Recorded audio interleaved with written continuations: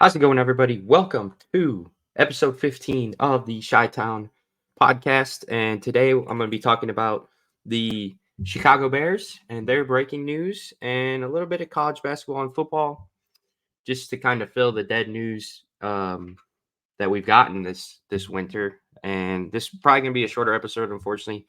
I'm recording in between two classes and I needed to get the content out for you guys. Thomas will hopefully be back. If not Wednesday, for sure on Friday. He's starting to feel a little better, which is large for the program. So let's get into it. First big news of the day is from the Chicago Bears as they finally hire their offensive coordinator and Shane Waldron from the Seattle Seahawks. And this is large as we finally have someone who can run the offense, not named Luke Getsy. Sorry, my hat's all over the place here. Give me 1 second.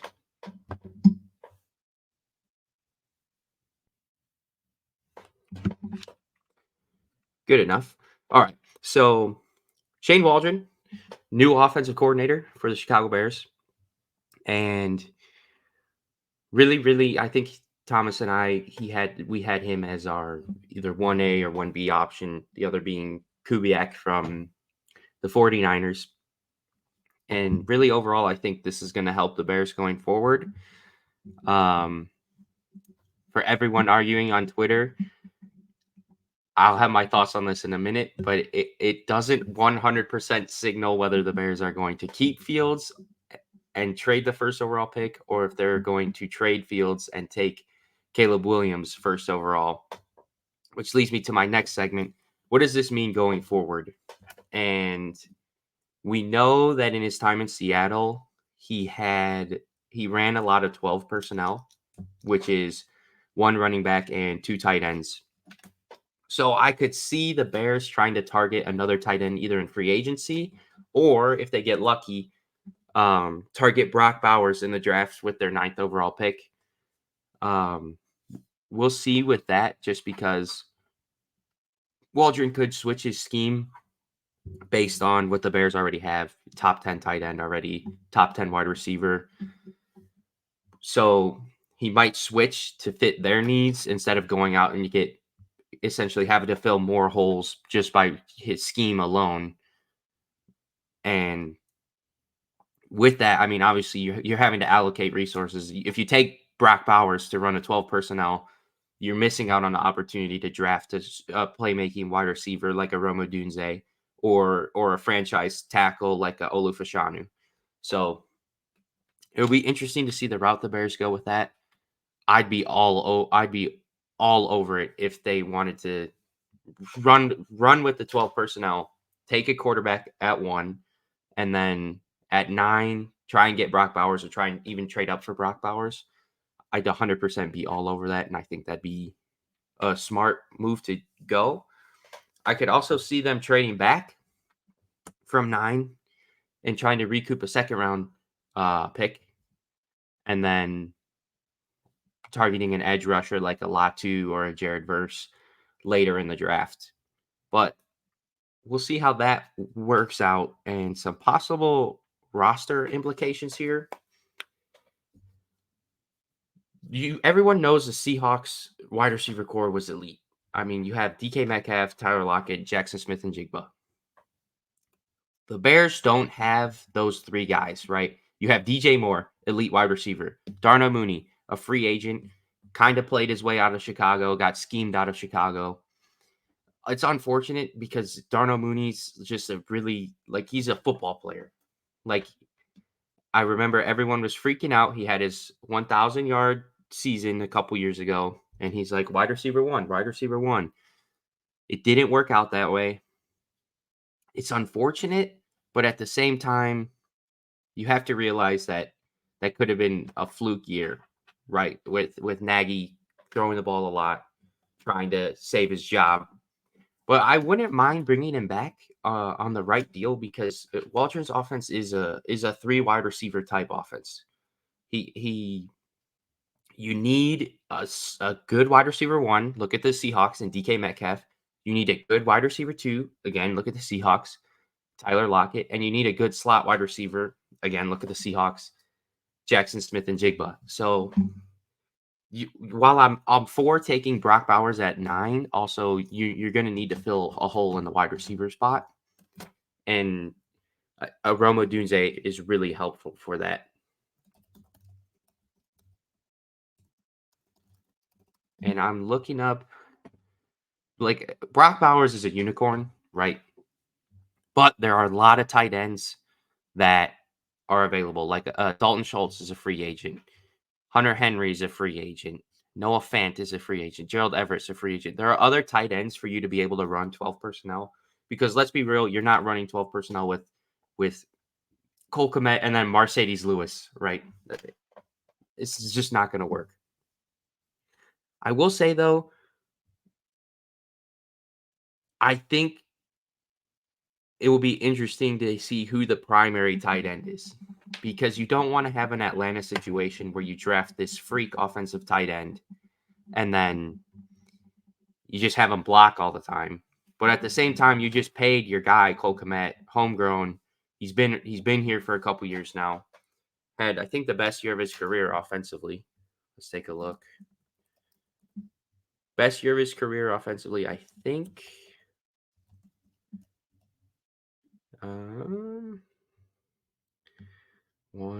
Most yards, one less touchdown, and then just overall most receptions. So, best year of his career offensively here, and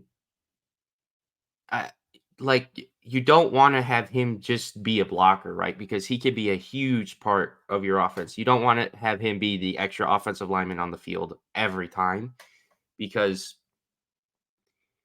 he provides a lot of offensive value, and he's only 24 years old. Now, of course, when you look at what Brock Bowers did at Georgia, then you're like, well, it's okay if Kmet just stays there. Averaged 12.8 yards per reception, 56 receptions for 714 yards and 6 touchdowns. 2022, 63 receptions, 942 yards, 7 touchdowns. This is just a stud. Brock Bowers is going to be his comp is Travis Kelce, 6'4", 240 pounds.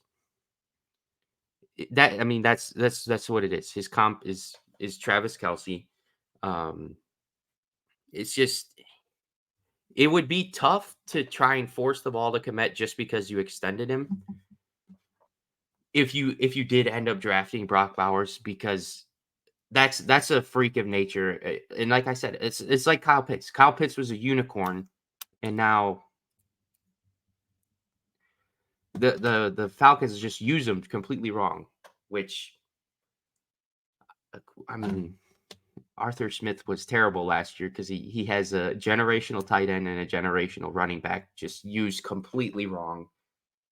The Bears don't have a generational running back. They have the option to get a generational tight end. Possibly. He's all of this is based on if he's there at 9 or if Poles trades up to like 6. But if you're trading up to 6, I'd almost feel like you want to try and trade up to 4 around there, if you don't have to give up a first round pick next year, and draft Marvin Harrison Jr. I mean, look what the Texans did. Last year, they took Stroud at 2, traded up to 3, took Will Anderson. Boom, 10-win season. They ended up winning a playoff game. I feel like you could have that same type of jump for the Bears if you moved up a little bit or got lucky and someone fell in your lap. Because if we're looking at the draft class right now, this is on Tankathon, their mock draft. That's the NBA. For the NFL, Caleb's going to be 1. Then you have Drake May. And then you have a run of guys that can go anywhere in here. So it can be, you have Daniels, Marvin Harrison Jr., Malik Neighbors. That's 3, 4, 5. Then Roma Dunze at 6. Joe Alt at 7. Dallas Turner at 8. And then Olufashano is mocked to the Bears at 9. And they have Brock Bowers dropping all the way to 15. I don't see that. If I had to guess, Dallas Turner drops a little bit. I really don't see Jaden Daniels going in the top 3, but you never know because there's the Bears, Commanders, Patriots, Giants, Titans. I mean, that's 5 teams that need a quarterback there. It'll be interesting to see how it shakes out because you could get lucky. In this mock on Tankathon, they have Brock Bowers at 15. I think if he drops to them, that's the pick for the Bears. As much as I like Olufashanu, I feel like there's better ways to build a roster because Braxton Jones is still a very solid tackle, and he's not a massive liability like some Bears fans make him out to be. But I think my top 2 targets are Roma Dunze at 1. Roma Dunze, sorry, a Dunze. Uh, and then not first overall. I'm saying Roma Dunze, Roma Dunze is my first option at pick 9, and then Brock Bowers is probably my second option at pick 9. Obviously, I'm team Caleb Williams. Ride the hype train. He's my pick. That's all I have to say about that. Moving on. How good was Seattle's offense? Like, how can we compare to the current Bears or I guess the past Bears offense? And looking at the eye candy stats, not that good. But again, eye candy stats. 17th in the league in points per game with 21.4. Their rush yards were 92.9 at 28th in the league, and their passing yards were 245.1 at 16th in the league. I compare that to the Bears. The Bears points per game, 21.2, 18th. Rush yards, this is where the Bears excelled. 141.1 rush yards, second in the league. And then pass yards, 201.2 yards at 27th. So you're going to sacrifice your rushing yards for your passing yards. And I feel like that's going to be your recipe for success here, which is also why I don't really want to take a defensive player with that second first round pick. Those are the eye candy stats. They don't look great. Whatever. Let's dig a little bit deeper here. Seahawks 2023 offense on first and second down. You have to remember the Seahawks offensive line was putrid. If you thought the Bears offensive line was terrible, then this is like a peewee team. And he was able to really mask the problems here for the Seahawks as they had a .071 EPA per play on first and second down, which ranked 4th in the league. They had a 46% success rate, which ranked 5th in the league. They had a .191 EPA per drop back, which ranked 2nd in the league. And then a 51.6 drop back success rate, which ranked 5th in the league. Which on first and second down, that was a big issue for the Bears, right? They were constantly getting behind the sticks because of taking sacks or a run going nowhere, and then you're at 2nd and 10. So it's something to keep an eye out. Now you got to take the good with the bad, right? Because in 2023, their offense on third down, negative .105 EPA per play, 21st, 39.7% success rate, 27th, negative 1.31 EPA per dropback, 23rd in the league, and then a 37.4% dropback success rate, which was 26th in the league. I mean, obviously, third down, third and long, you're going to be willing to take a sack to try and extend the play. But you also have to realize much smaller sample size compared to the other two downs. So we'll see. I've seen some tweets that are interesting. Seahawks fans are happy he's gone. I think this was a home run hire for the Bears, and they needed to do this. I guess we'll see how it plays out. Depends who the quarterback is. But I do want to say this. I didn't mention this what does this mean going forward? With Pete Carroll gone, it was obvious that a lot of the secondary coaches on that roster, on that team, on the Seahawks, were going to leave. Shane Waldron is, if not a top 3 offensive coordinator on the market available for teams.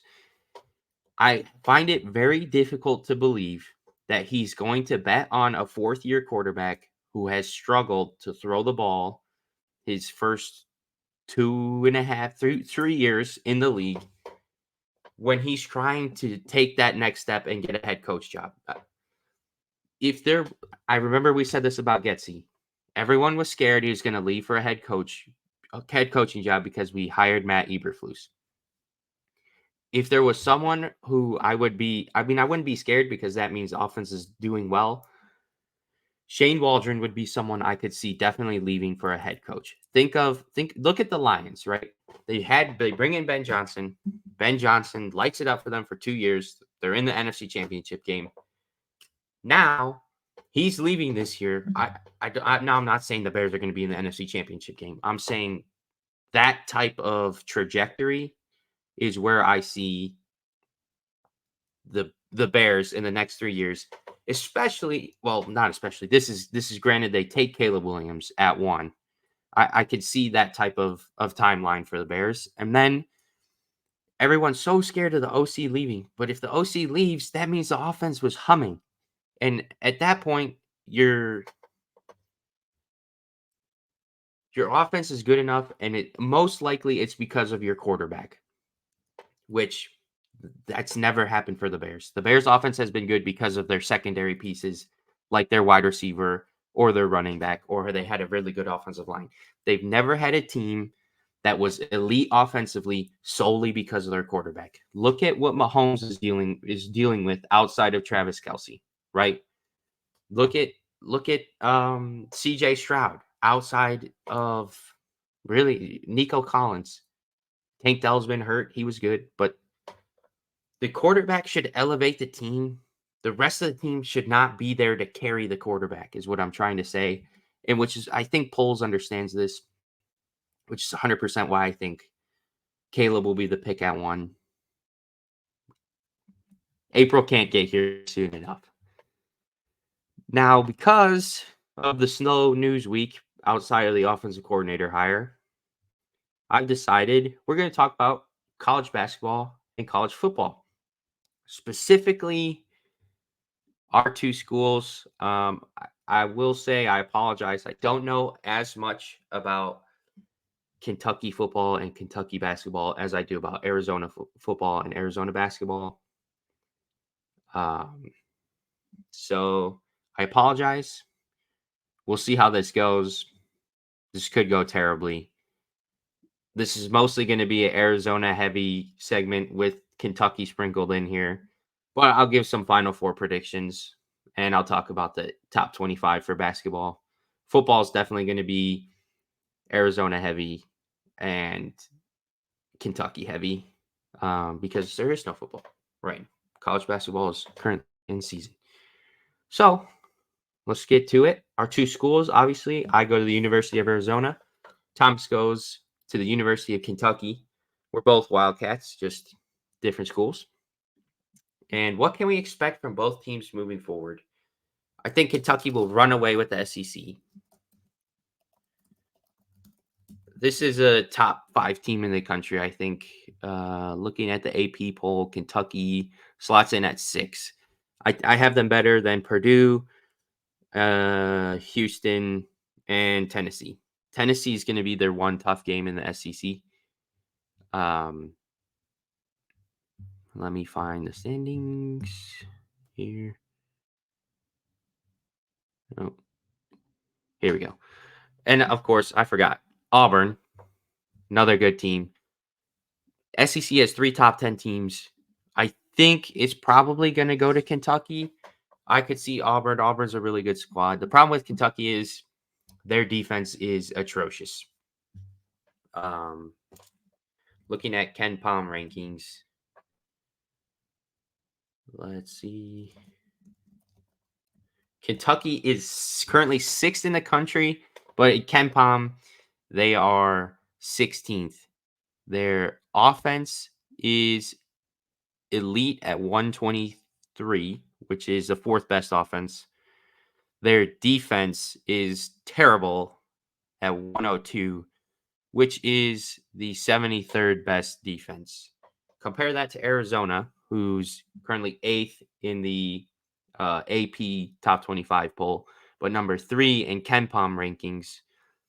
They had the seventh best offense with 121.6 adjusted offense, and the 5th best defense with 93.7 adjusted defense.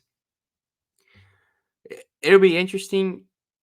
I I could see Tennessee giving Kentucky problems here because Tennessee, their offense isn't as good as Kentucky's. Obviously, they they are the 19th ranked offense, but their defense is second. I could also see Alabama would be a trap game for Kentucky. Alabama has the best offense. Whenever that game happens, bet the over for sure. And I think Kentucky will win the SEC.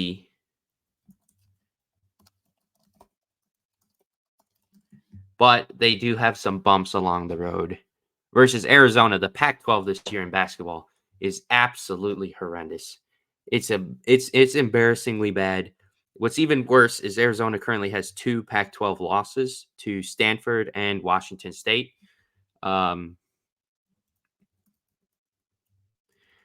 Washington State is the 57th ranked team in KenPom. Stanford is the 90th ranked team in KenPom. Which, I mean, it's tough, but there's three of their 4 losses have been quad ones, Arizona. So they lost to Purdue on a neutral court. They lost to Florida Atlantic on a neutral court. Both of those teams shot the lights out of the gym. And then their worst loss is Washington State, which ended up being a quad 1 loss because they're top 50 in KenPom. Or what is the criteria? I'm sorry, top 75 in KenPom. Which that was their worst loss. And then Stanford, again, just shot the lights out of the gym. They did just have to come back against UCLA. They were down 19 over the weekend. I'm not worried about them. They have 5 quad 1 wins. They beat Duke. They beat Michigan State. They beat Wisconsin. They beat Alabama. They beat Utah, who's kind of been on a downward trajectory. 2 big games for Arizona here on the road at Oregon State and then at Oregon. We'll see how those shake out.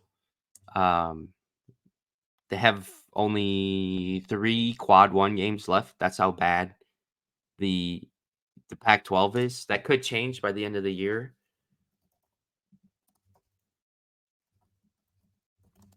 Now, looking at Kentucky's quad wins, they've only played 4 quad 1 games, 2 quad 1 losses to Kansas and Texas A&M, and then 2 quad 1 wins, and then 1 quad 3 loss to North. This was, I forget what this is how you know it was a bad loss. University of North Carolina, Wilmington. So it'll be interesting to see how Kentucky plays. I mean, they have a lot of quad 1 games coming up. They're away at South Carolina. Then they get Tennessee at home in a couple weeks. Again, they play Gonzaga at home. Then they play Auburn on the road, Alabama at home, Mississippi State away, Tennessee away. The rest of the games on their schedule are winnable. I could see them losing 3 more. Arizona, I see Arizona probably losing 2 more of these. I see them losing at Oregon this weekend, and then probably USC on the road. I'll say 3 because who knows what happens when they play Arizona State. Well, I mean, both our schools are elite basketball programs. Obviously, Kentucky's ranked 6th. Arizona's ranked 9th. Apologies. Arizona's ranked 9th. Both schools have been in the top 5 at some point this year. Arizona was 1. I don't think either of them make the Final Four, though. My Final Four predictions, first Final Four predictions of the year, I have UConn, Kansas, Illinois, now that they got Terrence Shannon Jr. back, and I have Houston just because defense is so huge in the tournament, and Houston has the best defense. by far. It's like almost 6 points better than the second place Tennessee. So that's my outlook for basketball. Now, talking a little bit of college football, I'll start with Kentucky. Kentucky football, solid season last year, choked in the their bowl game against Clemson, ended up losing that 38-35. Probably should have won. Their best win, I'd say, beating Louisville in that rivalry game. The problem is Kentucky's in the SEC, right? This is it is going to be tough. Excuse me. Sorry about that. It's going to be tough for them to be a true elite program in that conference, but they did take a step forward with that as they got Brock Vandagriff, backup quarterback from Georgia, who stuck behind Carson Beck. This is a huge get for them. They added another wide receiver, Jamari Macklin, another big get as he had over 1,000 yards last year. We'll see how this shakes out for him. I have him pegged for 8 wins. That's my guess. Does Kentucky football schedule out yet?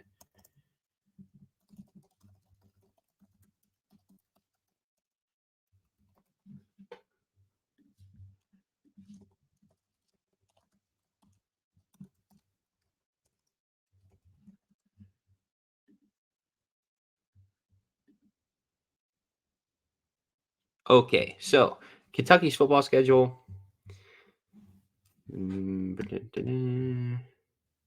Southern Mississippi, win. South Carolina, I'd say that's a win. Georgia is a loss. Ohio's a win. Ole Miss is a loss. Vanderbilt, toss up. I'll give them a win. Florida's a win. I'm going to say they lose to Auburn, lose to Tennessee. Or I'm sorry, beat Auburn, lose to Tennessee. They beat Murray State, lose to Texas. They beat Louisville. So that's 8 wins.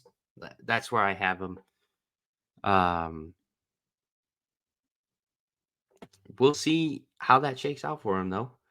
Now, let's talk some Arizona Wildcats because what a week for Arizona football. First, last Sunday, well, I guess 2 Sundays ago now, Arizona loses their head coach, Jed Fish, after he tells his players, don't go to Ohio State for millions of dollars. We're building a program here. And then he, in turn, leaves a week later for money.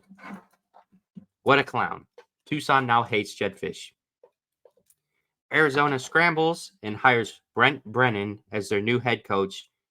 It is fully expected Arizona is about to lose 50% of their roster to either Washington or to transfer somewhere else.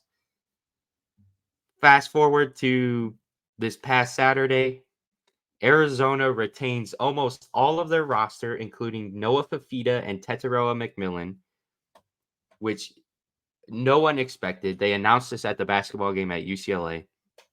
Stadium went absolutely crazy, one of the loudest buildings I've ever been in.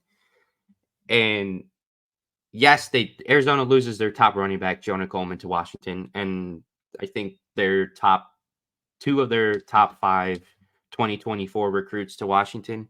It could have been much worse. A lot of the team has come out of the portal and back to Arizona. These 2 players driving the way. Noah Fafita is a Heisman candidate. Tetero McMillan's a top 2 wide receiver in the country. Now that Marvin Harrison Jr. and all of these guys are out. Arizona's schedule is really interesting because it's not out yet. Like, we know who they're going to play, but we don't know when they're going to play them because they went to the Big 12, right? Pac-12's gone. So we know the only 3 games we know is they play New Mexico, Northern Arizona, and Kansas State the first 3 games of the year. Funnily enough, Kansas State is not going to be a conference game, I don't think, because the Arizona and Kansas State scheduled that already. So I think that's going to be a non-con game, even though both schools are in the Big 12. So just looking at their schedule, they play New Mexico I think that's going to be a win. Northern Arizona, that's going to be a win. On the road against Kansas State, I'll say that's a loss. I'm trying not to be biased here. I'll say that's a loss. Arizona State at home, win. Colorado at home, win. Texas Tech at home, win. Houston at home, win. West Virginia at home, win. So we're at 7. At BYU, I'll say win. At TCU, I'll say they lose that one. And then at UCF, I'll say win. And then at Utah, I'm going to say loss now, but talk to me when football season starts to see how well Cam Rising is coming off an injury. So that puts them at another 9-win season. That's my prediction. It's so big that they got those guys back. Arizona football was staring a 2-win season dead in the face, and then they turned it around because they're returning a lot of their starters. We'll see. There's still a couple guys in the portal that are on the fence. They're not sure they're coming back, following Jedfish to Washington or going elsewhere. But Noah Fafita and Tetsuo McMillan will have a statue in Tucson. They turned down Ohio State, they turned down Alabama, and they turned down Washington and stayed in the old Pueblo legends. That's all for today. Let me know for right now and let Thomas know, or on our social medias. They'll be in the description below. If you like the college sports part, I know during the tournament we'll probably do a little bit of college sports, college basketball, with 2 nationally known programs. So let us know if this was a good segment. Apologies again for the short episode. It's just me, and then I also have class. Yeah, and there's no news. Hopefully by Wednesday, Tom will be ready. We'll probably talk Bulls. And then hopefully by Friday, by the time we talk Cubs, Cody Bellinger's a Cub. So yeah, have a good one. Thanks for listening.